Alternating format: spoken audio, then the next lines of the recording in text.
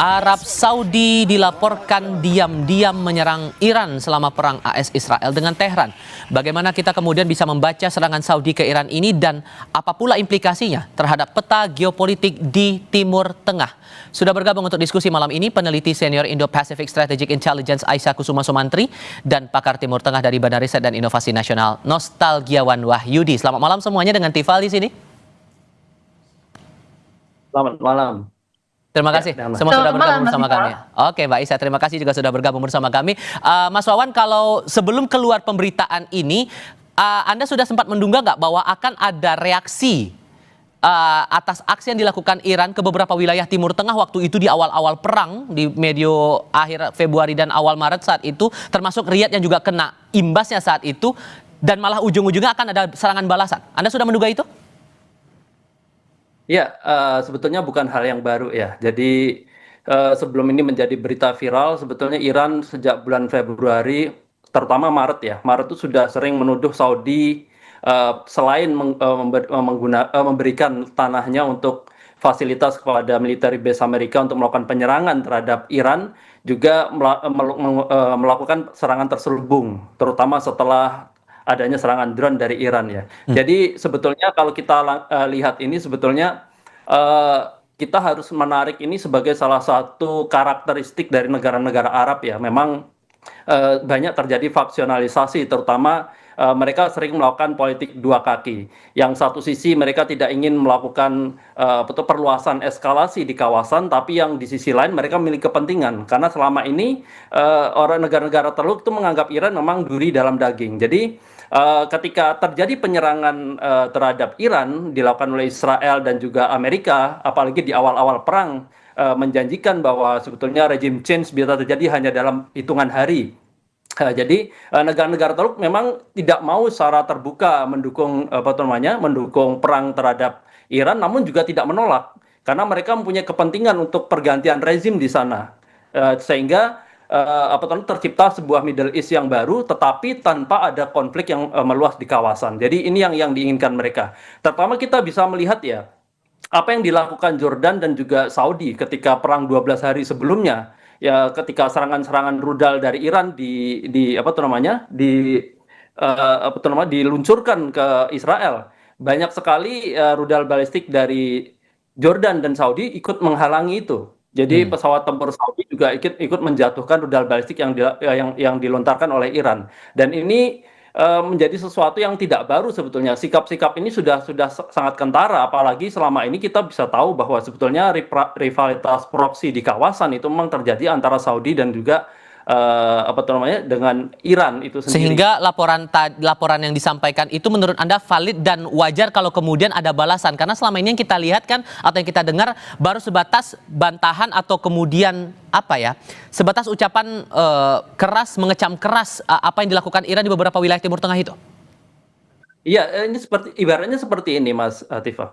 Jadi kita misalnya Indonesia mempunyai musuh ya di kawasan, sedangkan negara tetangga kita misalnya Singapura atau Malaysia justru menyediakan landasan tempur mereka atau memfasilitasi negara-negara musuh itu untuk melakukan penyerangan terhadap Indonesia. Dan ini juga psikologi perang ini juga terjadi terhadap Iran ya, di mana Iran juga merasa bahwa dia dikhianati oleh negara-negara sendiri di kawasan, dan ini yang menyebabkan Iran juga melakukan suatu tindakan yang sebetulnya cukup terbatas ya, tidak secara liar ya. Jadi serangan-serangan drone atau rudal balistik yang terbatas terhadap fasilitas-fasilitas militer Amerika yang ada di kawasan. Dan tujuannya sebetulnya kalau saya lihat ya, ini deeskalasi. Jadi Iran juga tidak terkejut dengan serangan balasan yang dilakukan oleh Saudi. Bahkan Saudi juga menyatakan beberapa serangan mereka juga disiarkan, diberitahukan terhadap Iran. Jadi untuk menampakkan bahwa serangan mereka bukan serangan yang memang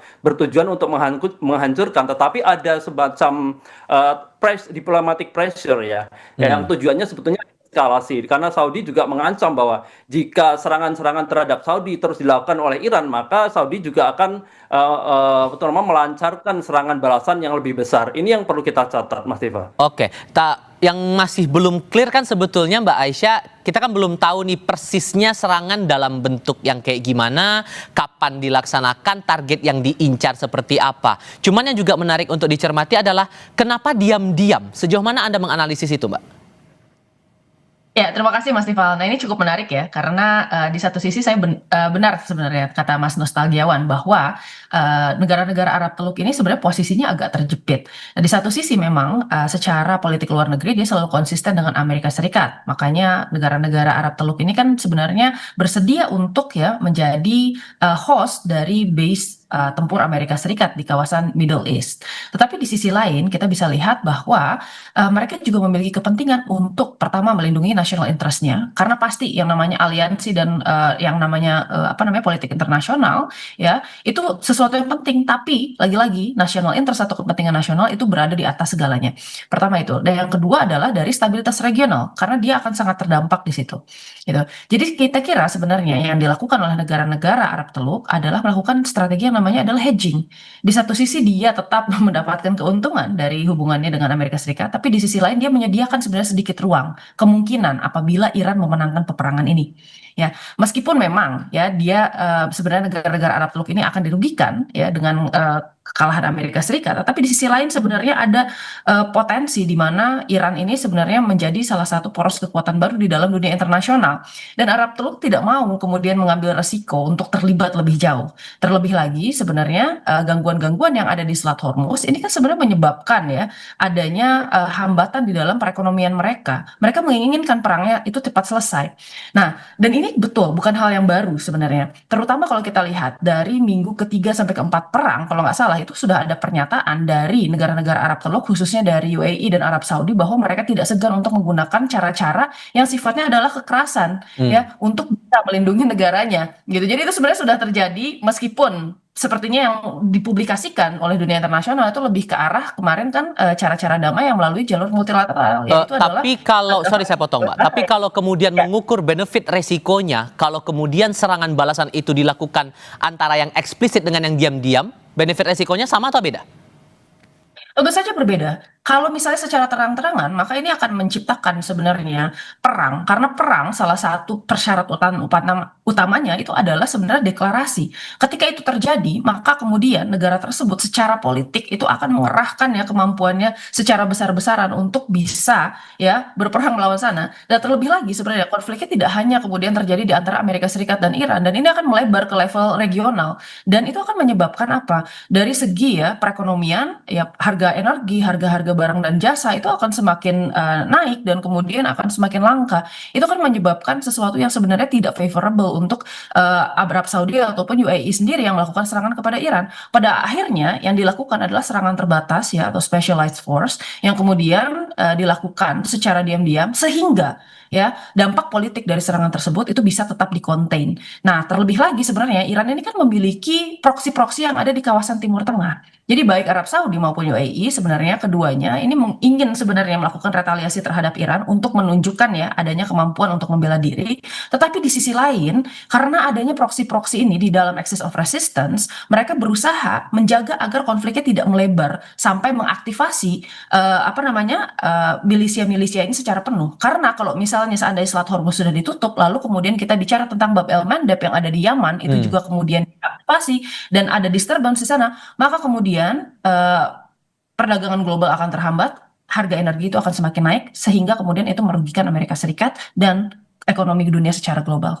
Mas Wawan, apakah kemudian Iran yang serang diam-diam, Arab Saudi yang menyerang Iran secara diam-diam ini juga menjadi tolok ukur keberpihakan Arab Saudi di tengah eskalasi dari perang antara AS plus Israel versus Iran ini?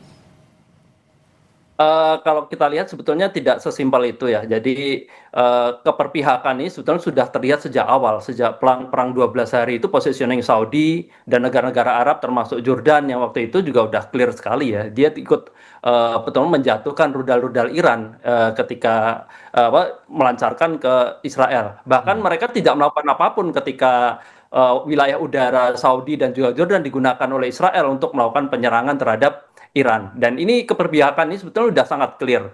Terlebih lagi yang seperti saya katakan tadi, memang sebetulnya ada proksi yang menarik ya sebetulnya. Jadi kalau boleh saya sedikit bergeser, Mas Tifa. Jadi ada sesuatu yang perubahan signifikan dan cukup menarik di kawasan Timur Tengah, di mana kita tahu bahwa Saudi itu merupakan polisi Timur Tengah dan Iran merupakan salah satu proksi yang menjadi duri dalam daging. Saudi itu Sunni Wahabi, Iran itu Syiah. Tetapi di sini ada faktor Uni Emirat Arab yang sekarang tumbuh menjadi satu kekuatan yang cukup diperhitungkan. Kalau kita bilang Saudi kemarin melakukan penyerangan terhadap Iran, sebetulnya yang lebih agresif itu Uni Emirat Arab. Jadi kita bisa lihat bahwa Uni Emirat Arab cukup reaktif dalam beberapa kasus ya, dan mulai berseberangan dengan politik Saudi di kawasan. Jadi Uni Emirat Arab itu mengembangkan proxy non-state actor yang itu sangat-sangat bertentangan dengan politik Saudi di kawasan, misalnya RSF yang ada di Sudan, STC yang di Yaman, atau bahkan keluarnya kemarin ya Uni Emirat Arab dari OPEC itu tanpa persetujuan dari Saudi. Ini menunjukkan bahwa ada sesuatu yang memang ingin ditunjukkan oleh Uni Emirat Arab dan juga yang berubah. Jadi di mana kebijakan Uni Emirat Arab terhadap Israel sebetulnya itu lebih terbuka dari Saudi kalau bisa kita lihat. Jadi ketika 7 Oktober seminggu sebelum 7 Oktober serangan 7 Oktober Hamas terhadap Israel itu Netanyahu sudah berpidato di PBB menyatakan tentang politik normalisasi yang mencontohkan Uni Emirat Arab yang begitu positif dan juga Saudi dan peta Timur Tengah untuk peace dan prosperity, dan itu memuat bahwa peta penuh Israel tanpa Palestina dan merupakan sebuah relasi baru untuk kerjasama ekonomi politik Timur Tengah yang saling menguntungkan antara Israel dengan negara-negara Timur Tengah. Dan Uni Emirat Arab termasuk negara yang lebih dulu, sedangkan Saudi juga sedikit mengiyakan, tetapi dia tidak berani secara terbuka karena memang profil Saudi sebagai negara polisi Timur Tengah, dia akan meruntuhkan profil dia menjadi negara polisi Timur Tengah ketika dia terlalu terbuka dengan Israel. Dan ini yang perlu kita cermati. Apakah juga Anda punya pandangan yang sama di sini, Mbak Aisyah, serta merta dengan Arab Saudi yang diam-diam menyerang ini menunjukkan keberpihakannya pada satu pihak, atau terlalu dini kita bisa mengukur ke arah situ? Tapi jawabnya nanti ya, kita jeda dulu, tetap di Kompas TV. Melanjutkan pertanyaan saya di segmen sebelumnya, Mbak Aisyah, serta merta langkah Arab Saudi ini bisa mengukur keberpihakan Arab Saudi terhadap pihak-pihak yang masih bertikai, AS plus Israel versus Iran. Karena gini, yang saya juga cermati terakhir kali itu tampaknya ada kesan Arab Saudi lagi jaga jarak dulu nih dengan AS, mengingat ya pernah bilang tidak mengizinkan AS menggunakan pangkalan militer untuk program Freedom Project, bahkan yang rencananya Trump bakal bikin Freedom Project Plus, apapun lah itu namanya. Bisakah kita ngukur ke arah sana? Ya, jadi memang di dalam dinamika politik Timur Tengah ini selalu ada 3 poros yang berbeda sebenarnya, dan ini bukan sesuatu hal yang baru. Poros pertama itu adalah Israel sebagai kepanjangan tangan sebenarnya dan representasi sebenarnya values Barat ya yang ada di kawasan Timur Tengah. Lalu kemudian kita lihat di sini ada Arab Saudi ya, mostly ini merupakan pemerintahan yang dipimpin oleh kelompok Sunni, dan kemudian ada Iran yang kemudian kelompoknya adalah Syiah. Dan ketiganya ini memiliki kayak power dan sphere of influence masing-masing. Nah, bisa kita lihat di sini sebenarnya Arab Saudi ini memiliki hubungan yang bagus dengan Amerika Serikat. Kita tidak bisa pungkiri hal tersebut. Bahkan kemudian kita tahu bahwa negara-negara Teluk termasuk Arab Saudi ini kan mengizinkan sebenarnya wilayahnya dijadikan pangkalan bagi Amerika Serikat.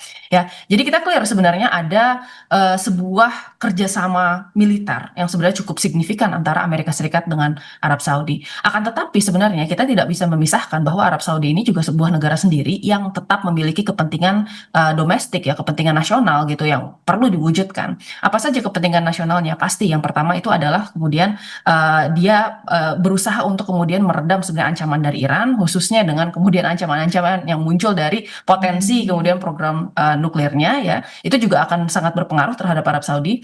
Lalu yang kedua bisa kita lihat sebenarnya betul tadi yang disebutkan oleh Mas Nostalgiawan bahwa Iran itu selalu dilihat sebagai duri dalam daging, dan dia adalah poros yang selalu berlawanan dengan Arab Saudi. Oleh karena itu sebenarnya di sini ketika Trump kemudian membuat project Freedom ya, dan kemudian berusaha untuk menjadikan wilayah Arab Saudi sebagai pangkalannya, saya kira sebenarnya ada concern juga bagi Arab Saudi gitu. Pertama, dia mungkin melakukan retaliasi kepada Iran. Selain ya sebenarnya ada kedekatan politik dengan Amerika Serikat, saya kira sebenarnya hal yang paling utama adalah pertama memang sudah ada pola persaingan di antara Arab Saudi dan Iran sejak awal. Lalu yang kedua, memang kita lihat ada kepentingan nasional untuk melindungi wilayahnya. Itu kan sebenarnya serangan sebagai retaliasi dari penyerangan Iran yang dilakukan sebagai retaliasi lagi terhadap Amerika Serikat. Jadi ini merupakan sebuah cycle yang never ending gitu. Berantai terus itu ya.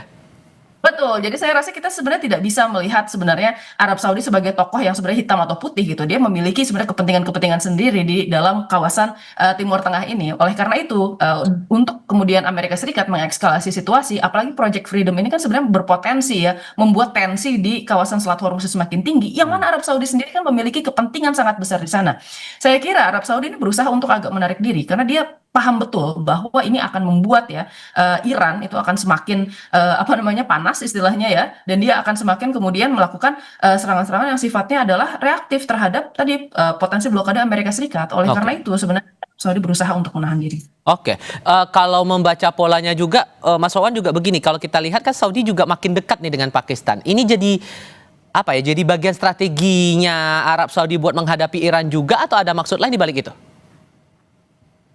Jadi begini Mas, kalau kita baca Arab Saudi itu yang paling enak seperti ini. Dia setuju dengan mengeliminasi rezim yang ada di Iran, tetapi dia tidak mau diganggu secara ekonomi. Itu yang paling enak cara bacanya. Jadi itu yang dukungan yang sejak awal-awal yang diterapkan oleh Arab Saudi terhadap perang Israel dan Amerika terhadap Iran, tetapi ketika itu menyentuh faktor ekonomi, maka dia akan berkalkulasi, dan secara logis, secara rasional negara akan berkalkulasi itu. Kita tahu bahwa di bawah MBS banyak sekali mega project economic corridor yang dibangun Saudi seperti The Line, Al Ula, dan dia coba untuk keluar dari sebuah negara rentier state yang terlalu tergantung dengan minyak ya. Bahkan dia diisukan juga mau menjual Aramco kan. Jadi ingin mengcopy paste dengan Uni Emirat Arab bagaimana dia bisa survive dengan sektor jasa dan keuangan, dan itu yang akan diterapkan oleh Saudi, dan itu akan yang sebetulnya yang menjadikan Saudi secara realistis